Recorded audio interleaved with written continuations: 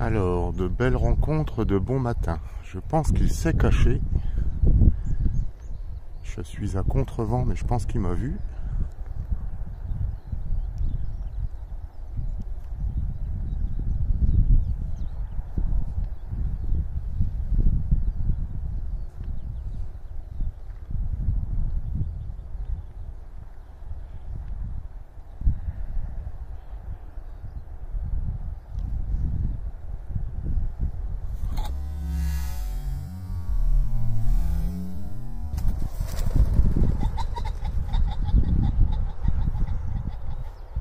Et voilà, un beau coq faisan. Pourtant, on est le 14 avril. Bon, allez, on va aller voir les colzas.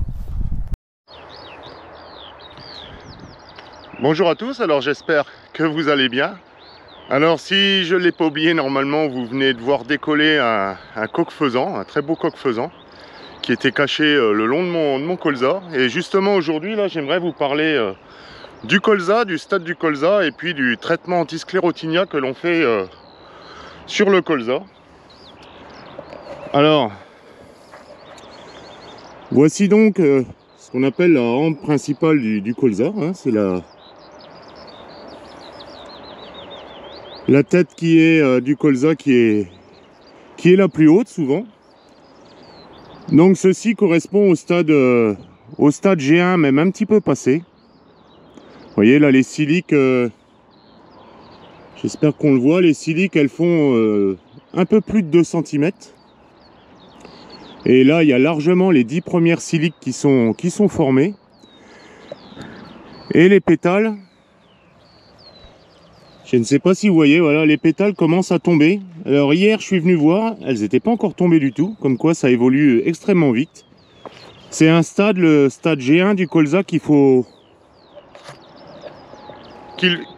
réellement surveiller, tout simplement parce que y a un traitement antisclérotinia qui est préventif et que l'on doit mettre à ce stade-là, le stade G1, c'est vraiment le stade qu'il faut guetter sur le colza. Alors pourquoi faut-il guetter ce stade? Tout simplement parce que si l'on traite beaucoup trop tôt, c'est-à-dire à un moment, mais on va dire, si celle-ci était la hampe principale, vous voyez, hein, c'est pas la hampe principale, elle est ici, les siliques sont déjà formés, mais si celle-ci avait été la hampe principale, et bien là vous voyez les 10 premières siliques, elles ne seraient pas encore formées, ce qui fait que le stade ne serait pas atteint. Et si je traitais quand ma hampe principale est à ce stade-là, eh bien je ne toucherai pas assez de fleurs et de feuilles pour protéger assez longtemps mon colza. Dans tous les essais qui ont été faits depuis longtemps, c'est vraiment ce stade-là qu'il faut atteindre. Par contre, il ne faut pas trop le dépasser, ou alors il faut surveiller, vous voyez, la chute des premiers pétales. Parce que si on le dépasse de trop, du coup, on n'aura pas couvert les premières fleurs qui seraient tombées sur les feuilles. Et la création du sclérote, enfin du sclérotinia, la transmission du sclérotinia, c'est vraiment l'humidité avec la feuille qui colle, la fleur pardon qui colle sur la feuille du colza, qui fait qu'il y a création, s'il y a stagnation d'humidité, de ce que je me rappelle de mes très vieux cours, stagnation d'humidité supérieure à 48 heures avec une feuille de colza fleur de colza qui colle sur une feuille de colza, eh bien les sclérotes peuvent se former. Alors après il existe des kits, alors moi j'en ai pas commandé cette année, j'avais vraiment pas le temps. Il existe des kits sclérotinia, des kits pétales de chez Terrinovia, je crois on peut les commander, où vous prenez des pétales, vous les mettez sur différentes, comment on appelle ça, des boîtes de pétri, et eh bien l'on voit si les fleurs de colza sont porteuses ou pas du champignon du sclérotinia. Alors maintenant, deuxième très grande chose, c'est la lutte contre la destruction des abeilles, ou du moins essayer de préserver la préservation, voilà, je cherche mes mots, la préservation des pollinisateurs.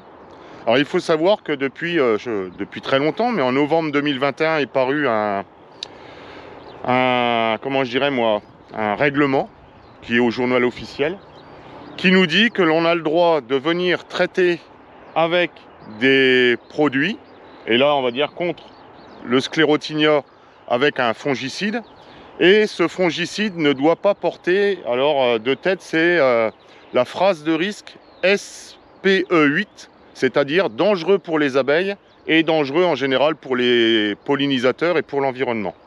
Déjà, si on a un fongicide qui porte cette phrase de risque, c'est interdit de venir traiter même la nuit. Ensuite, évidemment, les fongicides qu'on va utiliser, ils n'ont pas cette phrase de risque.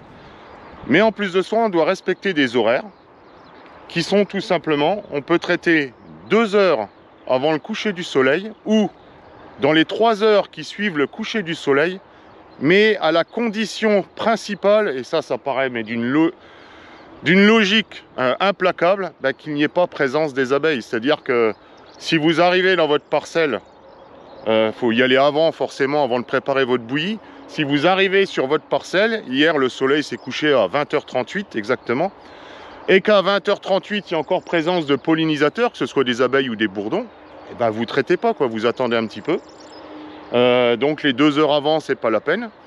Et on considère qu'on peut venir 2 heures avant, c'est si vraiment la température est inférieure à 12 degrés, je dirais même à 10 degrés, parce que les bourdons à 10 degrés, ils sortent encore.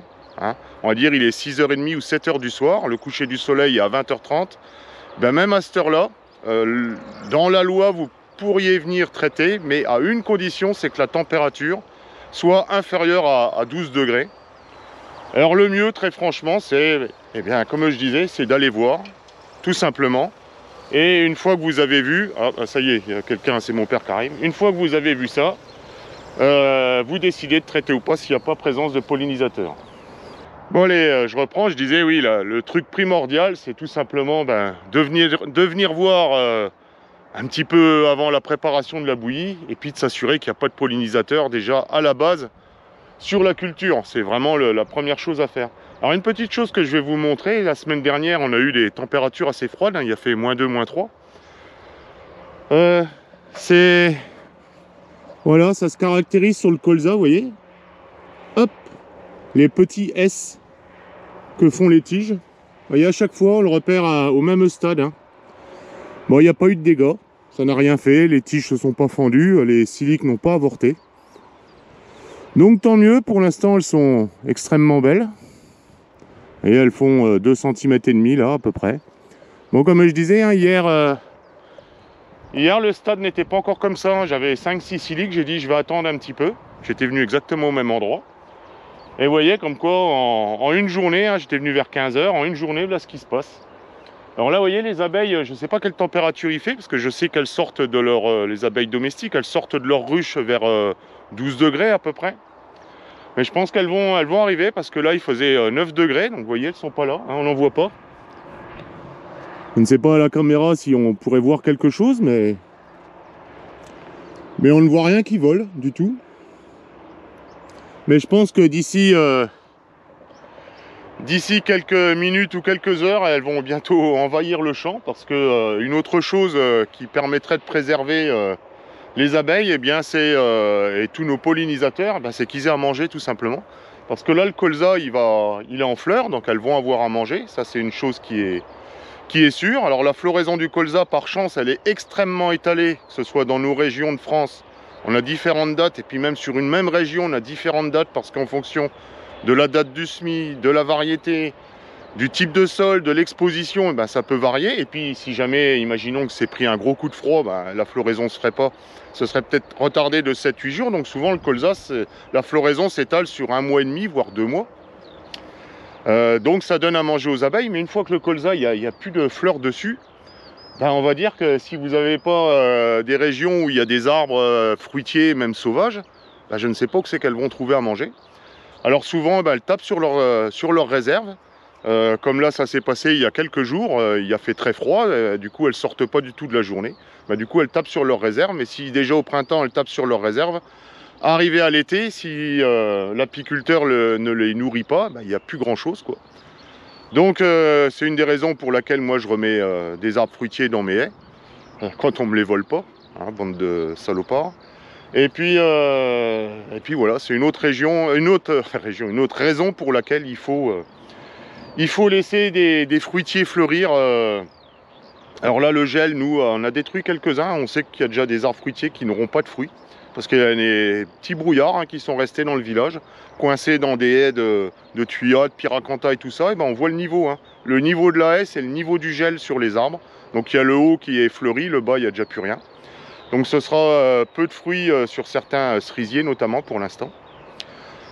Et donc du coup, ben, s'il y a peu de fleurs là-bas, et si on ne met pas de colza, après il y aura le tournesol, ce sera une autre étape. Mais faut-il encore arriver à semer du tournesol? Dans notre région, certains en font, il y en a peu. Dans d'autres régions, je sais qu'ils en font beaucoup plus. Mais bon, les tournesols qui sont à 400 km de chez moi ne vont pas nourrir les abeilles qui sont locales.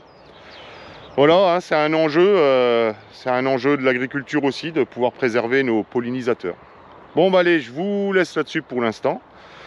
Je ne sais pas si je vais mettre, j'ai tourné d'autres vidéos, je ne sais pas si je vais les mettre, je verrai bien parce que c'est assez important, ça nous touche nous-mêmes agriculteurs sur ce qui est en train de se faire et de se pratiquer, qui est une folie, je vous en parlerai. Je ne sais pas si on nous amène à la famine en Europe, mais on en est, je pense que dans les 10 ou 15 ans, on n'en est pas loin.